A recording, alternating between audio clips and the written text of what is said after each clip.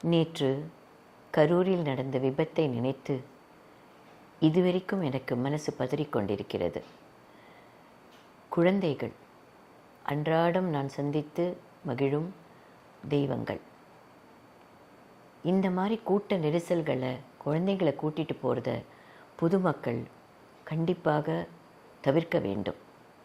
ஏன்னா எப்படி கூட்டம் இருக்கும், எந்த பக்கம் நகருவாங்க, என்ன பாதுகாப்பு முறைகள் இருக்குது எதுவும் தெரியாமல் அந்த குழந்தைகள் நம்மளை நம்பி கூட வந்துடுவாங்க.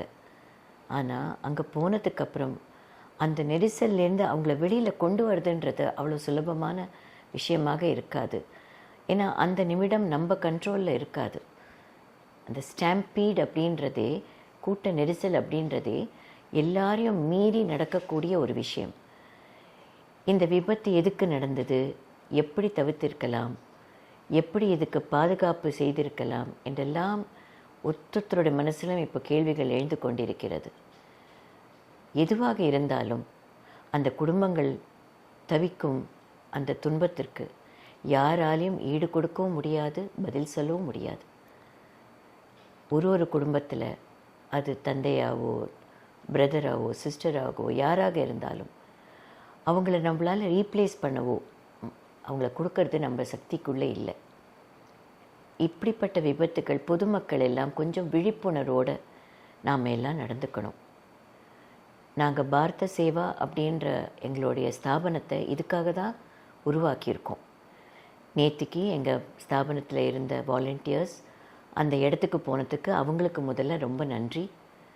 அதை தவிர ஜனங்கள், நம்ம பொதுமக்கள் எல்லாம் ஒன்றா சேர்ந்து எப்படி நம்மளை காப்பாற்றிக்கிறது, பார்த்துக்கிறது, ஒரு சமுதாயமாக எப்படி நாம் ஒன்றா சேர வேண்டும், எதையெல்லாம் மனசில் வைத்து கொள்ள வேண்டும். ஒரு நிகழ்ச்சி நடக்கிறதுனா அதற்கு நாம் எவ்வளோ தூரத்துக்கு ஒத்துமையாக இருந்து நாம் எப்படி கட்டுப்பாடோடு நடந்து கொள்ள வேண்டும், இது எல்லாமே யோசிக்கிற தருணங்கள் வந்தாச்சு. ஜனங்களே, பொதுமக்களே, அன்பான தமிழ் மக்களே, எங்கு எது கூட்டமாக சேரும் நேரம் இருந்தாலும் பாதுகாப்பை மட்டும் விட்டுடாதீங்க. குழந்தைகள், பெண்களால் கடைசி நிமிஷத்தில் ஓட முடியாது. அந்த நெரிசல் ஏற்படும் பொழுது என்ன முயற்சிகள் எடுத்தாலும் அங்கேருந்து நகர்றது ரொம்ப கடினமான விஷயம். இனிமேலும் இப்படிப்பட்ட நிகழ்வுகள் நடக்காமல் இருக்க எல்லாரும் சின்னாக சேர்ந்து, அரசாங்கமும் சரி, பொதுமக்களும் சரி, காவல்துறையும் சரி, இந்த நிகழ்ச்சிகளை நடத்துபவர்களும் சரி, எல்லாரும் ஒத்துமையாக சேர்ந்து இனி இப்படி நடக்காமல் பார்த்து கொள்ள வேண்டும்.